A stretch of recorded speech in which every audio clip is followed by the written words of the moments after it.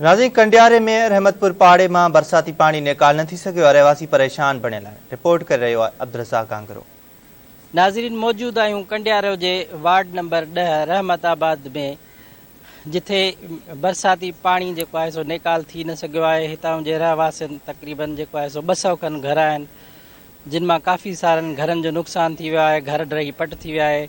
अचो त हितां जे राहकुनि खां उन्हनि खां पुछूं त हुननि जो छा चवणु आहे। असांजा बचड़ा दरपदर आहिनि। असांखो को MP हिन महिल ताईं को बि पुछण लाइ न आयो आहे त तव्हांखे कहिड़ी तकलीफ़ आहे। को पुछण लाइ न आयो आहे। 2 महीना बावजूद कज़िया पिया था थियनि। पाड़े में कंहिंजूं छितियूं कोन्हनि, कंहिंजूं भितियूं कोन्हनि, के लॾ पलाण शुरू आहे। असां वॾी तकलीफ़ में आहियूं। को पुछण लाइ तयारु न आहे त तव्हांखे का तकलीफ़ आहे त दूरि कयूं। ॿियो महीनो आहे बरसाति जो पाणी। ही तव्हां घर ॾिसी रहिया आहियो, घरनि जी नोयत ॾिसो, घर ड्रही विया आहिनि, छितूं ड्रहण ते आहिनि, ॿचड़ा वठी माण्हू हिते वेठा आहिनि।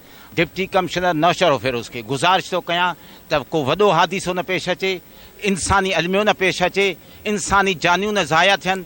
उन खां अवल महिरबानी करे हे पाणी निकाल करायो, महिरबानी करे हिते मालिकी कयो। असांजो पाणी झागे झागे थकिजी पिया आहियूं। केतिरा घर ड्रही बि विया आहिनि ऐं हिते हिकिड़ो ॿ को कज़ियो बि थी वियो आहे। हिन हलंदे मसइले में असां वटि अॼु ताईं कहीं बि जेको आहे कंहिं क़िस्म जी पुछा करण बि केरु कोन आयो आहे त मोरो था बचो था, बुढ़ा हो या बचा हो। सभु असांजा ॿार मलेरिया में मुब्तला आहिनि। केरु अचण लाइ तयारु कोन्हे। असां DC नौशरो फिरोज़ ऐं बिलावल भुट्टो खे अर्ज़ु था कयूं, महिरबानी करे असांजो पाणी निकाल करायो वञे। अर्ज़ु आहे त जीअं DC खे इतला कजे थो त महिरबानी करे असांजो पाणी जो मसइलो आहे।